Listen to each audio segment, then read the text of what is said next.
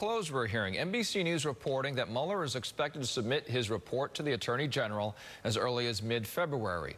Acting Attorney General Matt Whitaker is also under fire for refusing to recuse himself from the Russia investigation. This despite recommendations to the contrary by Justice Department ethics specialists. Also, Senator Dianne Feinstein is responding to a June memo by Attorney General nominee William Barr, criticizing the Mueller probe. She calls it very troubling. Joining us now, Danny Cevallos, MSNBC legal analyst, and Frank Figliuzzi, Chief Operating Officer for ETS Risk Management, also former Assistant Director for Counterintelligence at the FBI and an MSNBC National Security Analyst. Danny, because you're sitting here in studio, those are just some of the developments in this week. And if it wasn't a shutdown day, if it wasn't a shutdown debate in the last couple of days, this would be full of opportunities here to discuss what happened this week. What stood out the most? And again, we didn't cover it all here.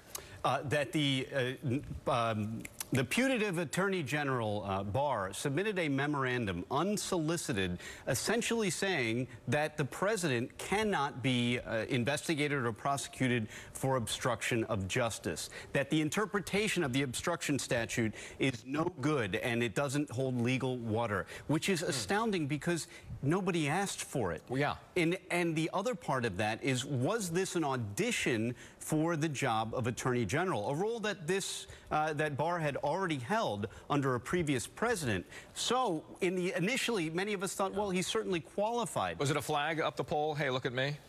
You know, you would think someone who had already had the position might be above that. Right. But at the same time, the fact that it's unsolicited and it takes such an expansive view of executive power, essentially to paraphrase Nixon, when the president does it, it's not illegal. That's the gist of this memorandum, which, again, nobody asked for. How big a week was this, Frank? And again, for the viewers, Monday, Flynn's sentencing delayed. Tuesday, the Trump Foundation agrees to be dissolved as well. This amid the SDNY lawsuit, right, which the president may have some concern about. Wednesday, the Attorney General nominee Barr, as what Danny was bringing up, that memo that is critical of the Mueller probe. Thursday, Mueller may issue his report in February. How big of a week was this, all said?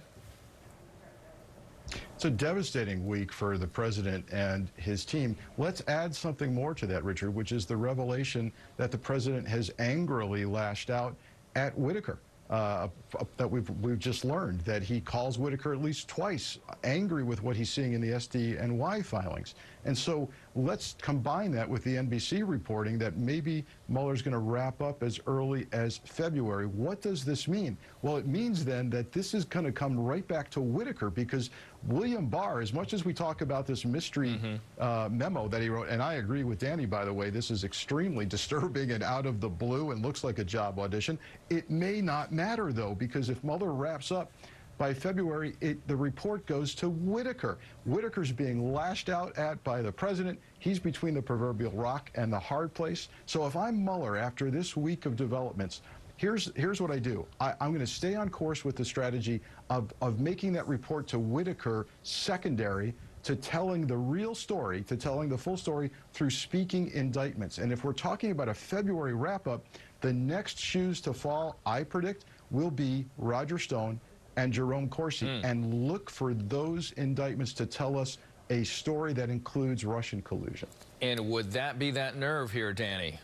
Frank is exactly right. There is a real possibility that we may never get to read the Mueller report, at least in its full incarnation, its complete expression. We may get a summary of that through another avenue in the regulations, but it may never see the light of day. However, Mueller's been speaking to us the entire time through his indictments, filled with detail, the kind of detail that you don't normally see in an indictment, which it can be a bare bones, bare minimum pleading designed just to get over the threshold. So Mueller's report we may never see, but in a sense we've all seen a lot of it already. Frank, what's next then?